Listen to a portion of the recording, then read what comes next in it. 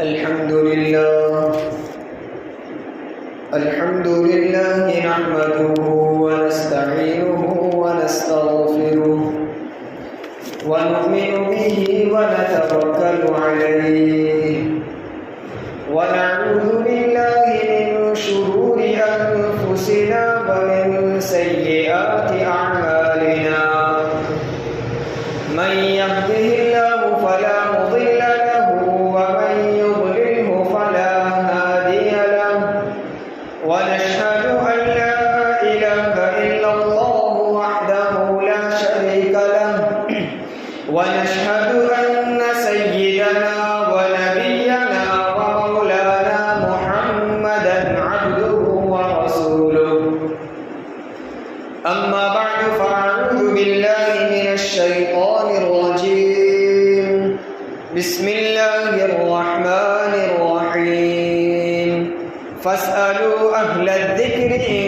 كنتم لا تعلمون وقال تعالى قل هل يستوي الذين يعلمون والذين لا يعلمون وقال النبي صلى الله عليه وسلم من خرج في طلب العلم فهو في سبيل الله حتى يرجع وقال النبي صلى الله عليه وسلم طلب العلم فريضة على كل مسلم او كما قال علیہ الصلاۃ والسلام۔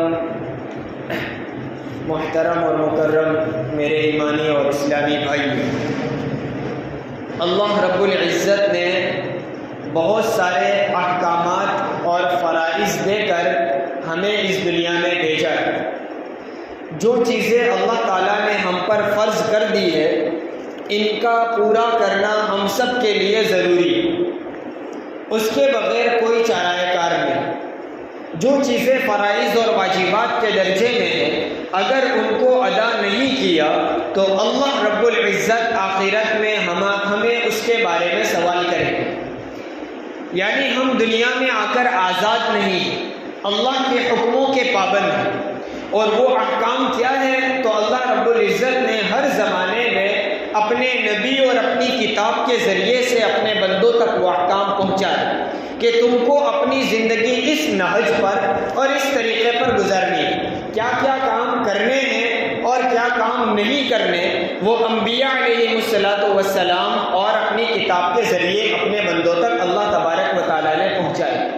نبی آخر الزمان حضرت محمد رسول اللہ صلی اللہ علیہ وسلم کے ذریعے بھی اس امت تک اور قیامت تک آنے والے انسان تک یہ اللہ تبارک و تعالیٰ نے پیغام پہنچایا قرآن اور حدیث کی شکل میں کہ ہمیں اپنی زندگی کس نہج سے گزارنی ہے۔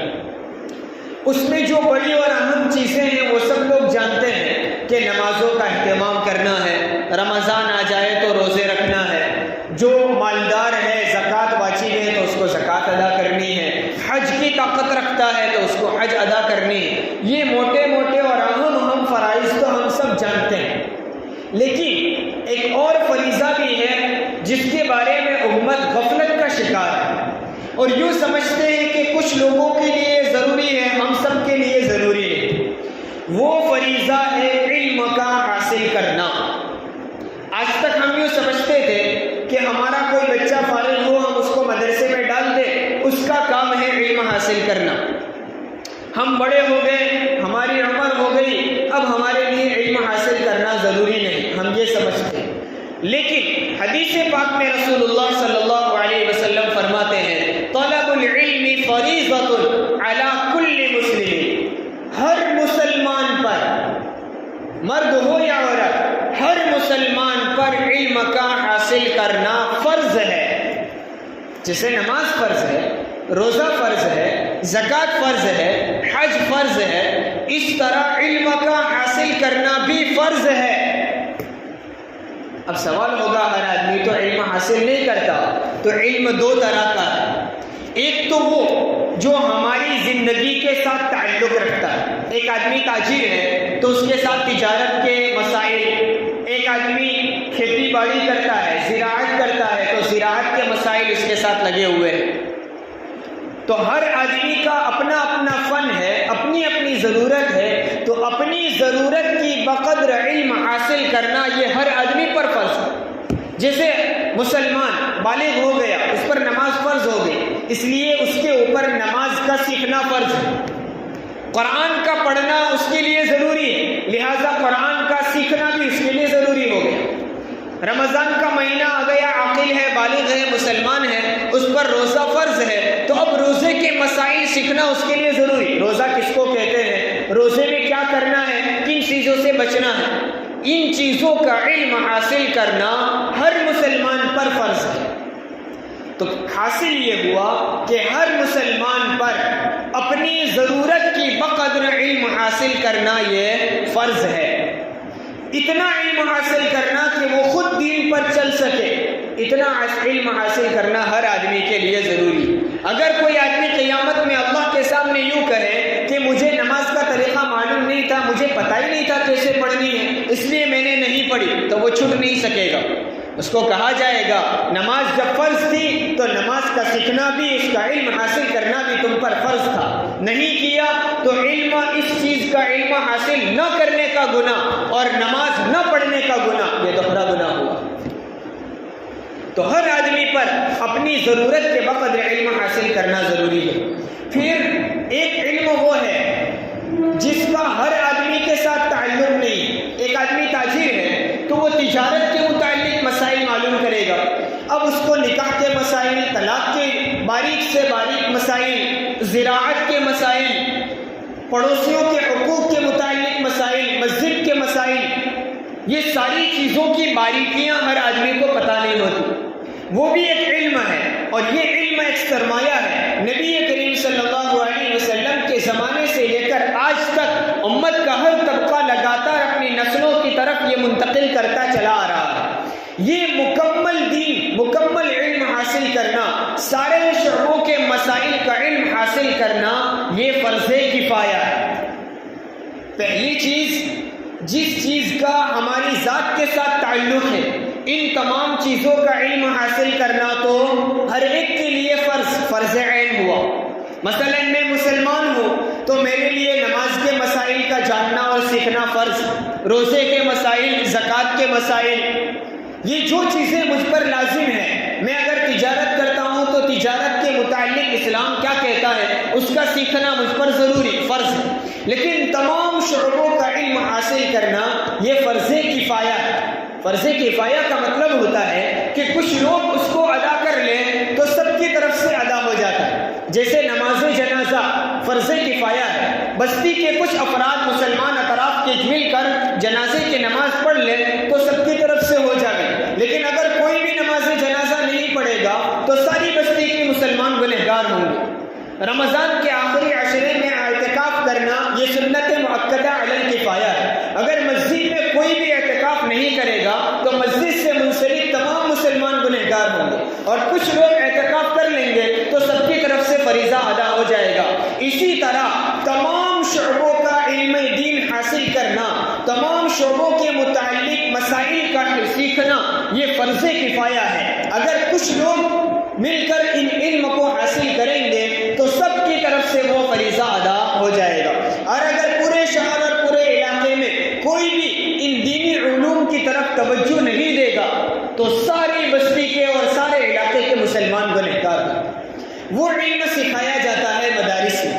مدارس اسلامیہ میں آنے والا وہ بچہ، وہ ابھی تاجر نہیں ہے، وہ ابھی کھیتی باڑی نہیں کر رہا، ابھی اس کے نکاح کا موقع نہیں ہے، ابھی اس کے ساتھ جو چیزیں وابستہ نہیں ہیں ان چیزوں کا بھی علم اس کو سکھایا جاتا ہے۔ طہارت کے مسائل، نماز کے مسائل، روزوں کے مسائل، زکوٰۃ کے مسائل، حالانکہ وہ بھی نابالغ ہے یا بالغ ہو چکا لیکن مالدار نہیں ہے، اس پر زکوٰۃ فرض نہیں ہے، حج فرض نہیں ہے، لیکن اس کے باریک سے باریک مسائل ان کو سکھائے جاتے ہیں۔ کیوں سکھائے جاتے ہیں؟ اس لیے کہ یہ ہمارے اسلاف کا سرمایہ ہے اور یہ ایک فریضہ ہے، فرض کفایہ ہے۔ یہ علم ان بچوں کو سکھایا جاتا ہے، پھر وہ عالم بن کر اپنی اگلی نسلوں کو وہ علم دین منتقل کرتے ہیں۔ تو یہ مدارس اسلامیہ جو علم دین سکھاتے ہیں وہ علم ہے جو فرض کفایہ ہے، وہ ہمارے محسن ہیں۔ اگر یہ مدارس نہ ہوتے اور یہ علم کے سیکھنے سکھانے کا سلسلہ نہ ہوتا اور اگر یہ سارے سلاسل بند کر دیے جائیں تو جس طرح وہ گنہ گنہگار ہوں گے اس طرح ہم بھی گنہگار ہوں گے، کیونکہ یہ ہم سب کا فریضہ تھا، لیکن ہماری طرف سے یہ ادا کر رہے ہیں، یہ فرض کفایہ ادا کر رہے ہیں۔ تو گویا ایک ہماری ذمہ داری کو مدارس اسلامیہ نبھا رہے ہیں، یہ ہمارے محسن ہیں۔ تو یہ علم ایک بہت بڑا سرمایہ ہمارے اسلاف کی طرف سے عطا کردہ ہے، یہ سرمایہ ہے، یہ ایک نور ہے، اور اس کی فضیلت نبی کریم صلی اللہ علیہ وسلم نے متعدد احادیث میں بیان فرمائی ہے۔ ایک حدیث میں فرمایا من خرج فی طلب العلم فهو فی سبیل اللہ حتی یرجع۔ ترمذی شریف کی روایت ہے کہ جو شخص علم حاصل کرنے کے لیے، علم طلب کرنے کے لیے نکلا، اپنے گھر سے نکلا، تو وہ اللہ کے راستے میں فهو فی سبیل اللہ، کب تک؟ جب تک وہ واپس اپنے گھر میں لوٹ آئے۔ تو اپنے گھر سے علم طلب کرنے کے لیے نکلنے والا طالب علم اللہ کے راستے میں ہے جب تک وہ اپنے گھر واپس آ جائے، یہ بھی اللہ کا راستہ ہے۔ اور وہ علم دین سیکھنے کے لیے نکلا، نبی کریم صلی اللہ علیہ وسلم فرماتے ہیں یہ علم طلب کرنے والوں کا مقام وہ ہے کہ ان کے عزت اور ان کے اکرام میں ان کی خوشنودی حاصل کرنے کے لیے فرشتے ان کے سامنے اپنے پروں کو جھکا دیتے ہیں، گویا وہ جھک جاتے ہیں، احترام کرتے ہیں، اکرام کرتے ہیں۔ کیوں؟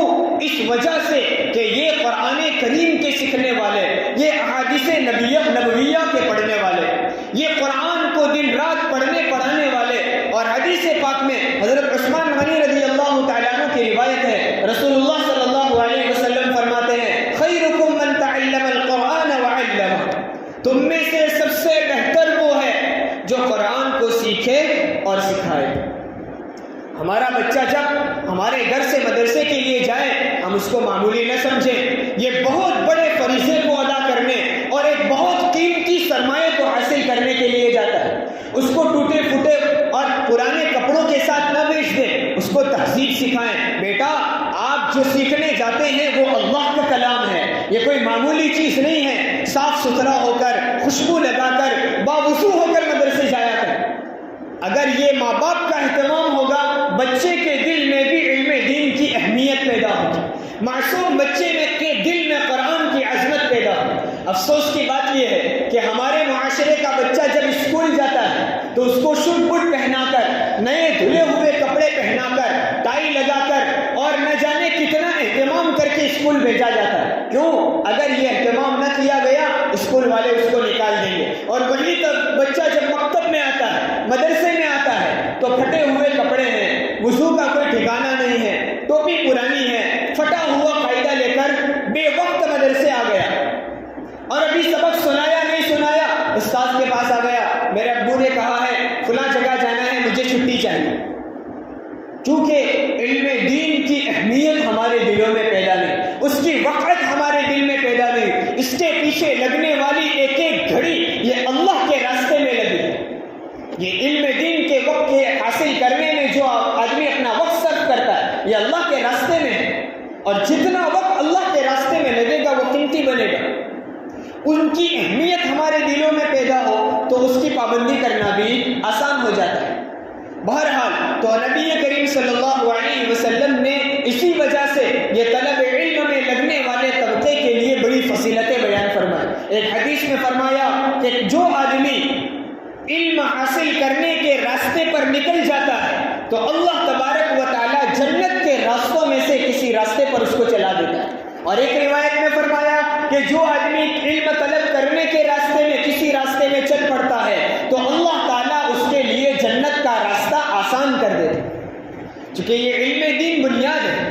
جس کے پاس علم نہیں ہوگا وہ عمل کیسے کرے گا؟ میں نے شروع میں کہا ایک تو جو ہماری ذات کے ساتھ تعلق رکھتے ہیں، جتنی چیزیں ہمارے لیے ہماری ذات سے تعلق رکھتی ہیں، ان ساری چیزوں کا علم حاصل کرنا تو فرض ہے۔ ہم پر نماز فرض ہے تو نماز کا طریقہ سیکھنا، نماز کے اہم مسائل کا جاننا یہ ہم پر فرض ہے۔ اب جس کے پاس اس کا علم نہیں ہوگا وہ نماز کیسے پڑھے گا؟ جس کے پاس روزے کا علم نہیں ہوگا وہ روزہ کیسے رکھے گا؟ جس کے پاس قرآن پڑھنے کا علم نہیں ہوگا وہ قرآن کی تلاوت کیسے کرے گا؟ تو یہ تو ہم سب پر فرض ہے، لیکن ان ساری چیزوں کی باریکیوں کو سمجھنا اور قرآن و حدیث سے ان مسائل کا استنباط کیسے کیا گیا اس کو سمجھنا اور تمام شعبوں کے مسائل کا پڑھنا، اس کے پیچھے وقت فارغ کرنا، یہ ایک علمی فریضہ، یہ فریضہ فرض کفایہ ہے، وہ جو مدارس اسلامیہ میں انجام دیا جاتا ہے۔ تو ہم علم کی اس اہمیت کو اپنے دل میں پیدا کریں گے تو تب جا کر ہمارے لیے اس کی طرف رجوع کرنا بھی آسان ہو جائے گا۔ یہ کتنا قیمتی علم کی دولت کتنی قیمتی ہوگی، اس بات سے اندازہ لگایا جا سکتا ہے کہ حضرت سلیمان علیہ السلام، ہم سب ان کا نام جانتے ہیں، یہ اللہ کے نبی بھی ہیں اور وقت کے بادشاہ بھی تھے۔ حضرت سلیمان علیہ السلام بھی نبی بھی ہے اور بادشاہ بھی، اور ان کے والد حضرت داؤد علیہ السلام نبی بھی اور بادشاہ بھی تھے۔ اور سلیمان علیہ السلام کی بادشاہت کا کیا کہنا، آپ کی بادشاہت صرف انسانوں پر نہیں، جانوروں پر بھی، جناتوں پر بھی اور ہواؤں پر بھی تھی۔ قرآن نے واقعات بیان کیے، کبھی کہا انہوں نے چوٹی سے بات چیت کی ہے، کبھی کہا ہدہد سے ان کی بات چیت ہوئی۔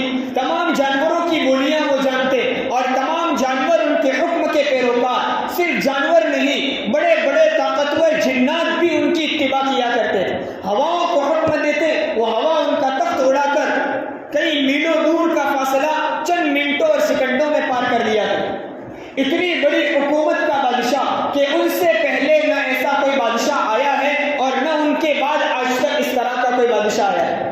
یہ اللہ تبارک و تعالیٰ نے ان کو دنیاوی حکومت بھی دی تھی اور نبوت بھی دی تھی، لیکن قرآن کریم جب ان کا تذکرہ شروع کرتا ہے اور ان کے حالات بیان کرنا شروع کرتا ہے تو قرآن کہتا ہے وَلَقَدْ آتَيْنَا دَاوُودَ وَسُلَيْمَانَ عِلْمًا۔ حکومت کو پہلے بیان نہیں کیا، بادشاہت کو بیان نہیں کیا، ان کی طاقت کو بیان نہیں کیا، بیان کیا تو کہا کہ ہم نے سلیمان اور داؤد کو علم نبوت عطا کی۔ وہ علم نبوت ہے جو ہر نبی کو عطا کیا گیا، اور نبی آخر الزماں صلی اللہ علیہ وسلم کے صدقے میں قرآن اور حدیث کی شکل میں قیامت تک اس سلسلے کو جاری کر دیا۔ جو لوگ اس علم کو حاصل کرتے ہیں اسی وجہ سے یہ وارثین انبیاء کہے جاتے ہیں۔ ایک مرتبہ حضور اکرم صلی اللہ علیہ وسلم دو مجلسوں کے پاس سے گزرے۔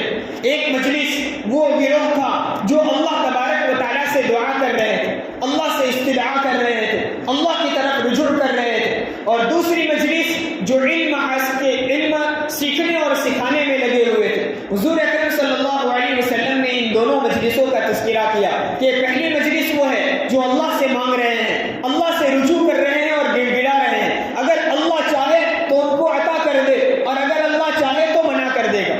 اور دوسری مجلس کے بارے میں فرمایا کہ یہ وہ لوگ ہیں جو فقہ اور علم کو سیکھتے سکھاتے ہیں اور ناواقف لوگوں کو وہ علم دیتے ہیں اور سکھاتے ہیں۔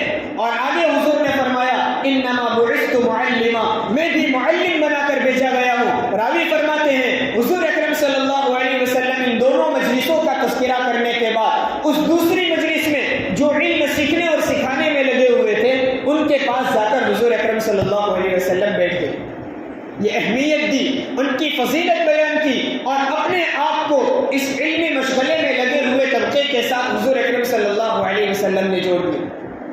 اس سے اندازہ ہوا کہ علم سیکھنا بڑی فضیلت کی بات ہے، سیکھنا بھی اور سکھانا بھی۔ ایک موقع پر حضور اکرم صلی اللہ علیہ وسلم منبر پر کھڑے ہوئے اور اولن تو ایک گروہ کی تعریف فرمائی کہ جو لوگ علم سیکھتے ہیں سکھاتے ہیں، لوگوں کو دین کی باتیں پہنچاتے ہیں، ان کی تعریف فرمائی، اور فرمایا آگے کہ کیا ہو گیا ہے ان لوگوں کو اور کیا حال ہے ان لوگوں کا کہ جو لوگ علم جانتے ہیں، دین کا علم رکھتے ہیں، قرآن و حدیث کی معلومات رکھتے ہیں، اس کے باوجود اپنے پڑوس میں بسنے والے وہ لوگ جن کے پاس دینی علم نہیں ہے، دین کی سمجھ بوجھ نہیں ہے، ان کو وہ سکھاتے نہیں ہیں۔ اور پھر فرمایا کہ کیا حال ہے اور کیا ہو گیا ہے ان لوگوں کو جو خود علم سیکھتے ہیں، جو خود علم دین سے ناواقف ہیں، شریعت کے مسائل نہیں جانتے ہیں، دین کی سمجھ بوجھ نہیں رکھتے، اس کے باوجود ان لوگوں کے پاس نہیں جاتے جن کے پاس علم دین ہے، ان کے پاس جا کر دین کا علم کیوں نہیں سیکھتے؟ حضور نے ان پر تنبیہ فرمائی، سرزنش کی کہ کیا آخر کیا حال ہے اور کیا وجہ ہے کہ یہ لوگ دینی امور کے سیکھنے اور سکھانے میں اپنے آپ کو مشغول نہیں کرتے۔ یہ جو مدارس اسلامیہ ہیں وہ سرزمینیں ہیں جہاں دن بھر میں اللہ کی لاکھوں رحمتیں اترتی ہیں، جس سرزمین سے کروڑ نیکیاں آسمانوں پر جاتی ہیں۔ یہ بات میں بے دلیل نہیں کہتا، ہم سب جانتے ہیں قرآن کریم کے ایک ایک حرف پر 10 نیکیاں ملتی ہیں، ایک ایک حرف پر 10 نیکیاں۔ وہ مدارس اسلامیہ میں سینکڑوں بچے ناظرہ قرآن پڑھنے والے، حفظ قرآن پڑھنے والے، دن بھر صبح سے لے کر شام تک کئی آیات، کئی پاروں کی تلاوت کرتے ہیں، لاکھوں حروف پڑھے جاتے ہیں، کروڑوں نیکیاں اس زمین سے آسمان پر اٹھتی ہیں۔ ان کو ہم معمولی نہ سمجھے۔ ہاں، شکوہ ہوگا مدرسوں سے، کون سا شعبہ ایسا ہے جس میں کوئی غلطی ہو ہی نہ سکتی ہو؟ یہ دین کے جتنے شعبے چلانے والے ہیں سب انسان ہیں، اور انسان نام ہے، انسان کہتے ہی اس کو ہے جس سے غلطی ہو جائے۔ تو غلطیاں ہر کسی سے ہوتی ہیں، لیکن ہمارے اس فتنے کے دور میں مدارس اسلامیہ جس حال میں بھی ہے بہت بہتر ہے، جس حال میں بھی ہے ہمیں اس کی قدر کرنے کی ضرورت ہے۔ جن درجات میں احادیث کی کتابیں پڑھائی جاتی ہیں، جا کر دیکھیے دور حدیث میں صبح سے لے کر شام تک تمام تر کتابیں صرف اور صرف احادیث نبویہ کی، صبح اٹھنے سے لے کر شام رات سونے تک ہر طالب علم قال رسول اللہ صلی اللہ علیہ وسلم اور عن النبی صلی اللہ علیہ وسلم، دن بھر میں ہزاروں حدیثیں، سینکڑوں حدیثیں پڑھی جاتی ہیں، اور سینکڑوں ہزاروں درود شریف ہر حدیث پر پڑھا جاتا ہے۔ ہم سب جانتے ہیں جب کوئی بندہ ایک مرتبہ درود شریف پڑھتا ہے، اللہ تبارک و تعالیٰ اس کو 10 نیکیاں عطا فرماتے ہیں، اس کے 10 گناہ معاف ہوتے ہیں، 10 درجات بلند کیے جاتے ہیں، اور 10 رحمتیں نازل کی جاتی ہے۔ فرمان جائیے ان مدارس کی ان سرزمین پر جہاں سے ایک دن میں ہزاروں حدیثیں پڑھ کر ہزاروں درود شریف پڑھے جاتے ہیں، اسی زمین کے اس خطے پر ایک دن میں ہزاروں بلکہ لاکھوں رحمتیں اترتی، اسی سرزمین سے لاکھوں ثواب، اجر و ثواب اور نیکیاں آسمان پر اٹھائی جاتی ہیں۔ وہ زمین پر بیٹھ کر پڑھنے والے، قال اللہ اور قال رسول کا ورد کرنے والوں کے نامہ اعمال میں دن بھر میں لاکھوں نیکیاں لکھی جاتی ہیں۔ اگر ہم اپنی سوچ مثبت بنائیں، اپنی سوچ کو پوزیٹیو بنائیں تو یہ ساری چیزیں ہمیں نظر آ گئی، اور اگر ہم اپنی سوچ کو نیگیٹو بنائیں تو ہمیں غلطیاں نظر آ گئی۔ میں نے پہلے کہا غلطیاں بھی ہو سکتی ہیں، شکوے بھی ہو سکتے ہیں، لیکن اس کے باوجود اچھائیاں اتنی ہیں کہ اس کی قدر کرنے کی ہمیں ضرورت ہے۔ یہ تمام شعبوں میں اچھائیاں ہیں جن کی ہمیں قدر کرنے کی ضرورت ہے۔ تو علم دین کا حاصل کرنا ایک بہت بڑی فضیلت کی چیز ہے۔ بہرحال علم حاصل کرنے کے جتنے فضائل ہیں یہ صرف ان لوگوں کے لیے نہیں جو اپنا پورا وقت فارغ کر کے مدرسے میں پڑھتے ہیں۔ مطلب یہ ہے علم کا حاصل کرنا، دین کے علم کا سیکھنا، جو آدمی سیکھنے میں لگے گا جس انداز سے بھی، اس کے لیے ساری فضیلتیں حاصل ہوگی۔ اس وجہ سے جو آدمی دینی بیانات میں اپنے آپ کو اس نیت سے شریک کرے کہ میں جاؤں گا، مجھے کچھ دین کی باتیں سیکھنے ملے گی، اصلاح اور ارشادات کی مجلسوں میں، علماء اور مشائخ کی مجلس میں اس نیت سے جائے کہ مجھے دین کا کچھ علم حاصل ہوگا، میں دین کی باتیں سنوں گا، مجھے کچھ شریعت کے بارے میں سیکھنے کو ملے گا، اس نیت سے آنے والا بھی یہ علم حاصل کرنے کی فضیلت حاصل کرنے والا ہے۔ اس لیے جتنی دینی مجالس ہوتی ہیں ان کی بھی ہمیں قدر کرنے کی ضرورت۔ جمعہ کے بیان میں اگر ہم وقت سے پہلے آ جائیں اس نیت سے کہ میں جاؤں گا، دین کی باتیں سیکھنے کو، سننے کو ملے گی، اور کچھ نہ کچھ دین کا علم، مجھے نئے مسائل، نئے فضائل اور اللہ اور رسول صلی اللہ علیہ وسلم کے ارشادات سننے اور سیکھنے کو ملے گے، تو وہ گھر سے نکلنے والا انشاءاللہ اللہ کے راستے میں شمار ہوگا۔ بہرحال تو ہمارے پاس اگر وہ وقت نہیں ہے کہ ہم پورا وقت فارغ کر کے مدرسے کو دے دیں، تو ہمارے پاس یہ موقع ہے دینی مجالس میں اپنے آپ کو شریک کریں، اور ہم اپنی اولاد کو، جن کے پاس ابھی موقع ہے، اپنی اولاد کو علم دین کے لیے فارغ کریں۔ 3 بیٹے 4 بیٹے ہیں، کم از کم ایک بیٹے کو ضرور عالم دین بنائے، حافظ قرآن بنائے، قاری قرآن بنائے۔ یہی اولاد ہمارے مرنے کے بعد ہمارے لیے صدقہ جاریہ بھی بنے گی، اور میدان حشر میں ہمارے لیے شفاعت کا ذریعہ اور ہمارے لیے نجات کا انشاءاللہ ذریعہ بنے گی۔ ابھی یہ رمضان کے بعد مدارس کے کھلنے اور یہ علمی سلسلے کے دوبارہ شروع ہونے کا موقع ہے، تو ہم سب نیت کریں کہ کم از کم اپنی اولاد میں کم از کم ایک نہ ایک کو تو ہم حافظ قرآن اور عالم دین بنائیں گے۔ اگر اب تک ہمارا بچہ مدرسے نہیں گیا ہے تو نیت کریں کہ اس سال ہماری اولاد میں جو کوئی مدرسے میں داخلے کے قابل ہے، ہم ضرور اس کا مدرسے میں داخلہ کروائیں گے اور اس کو علم دین کے لیے اور دین کی خدمت کے لیے فارغ کر دیں گے۔ اللہ تبارک ہم سب کو عمل کرنے کی توفیق عطا فرمائے. آمین. وآخر دعوانا الحمدللہ.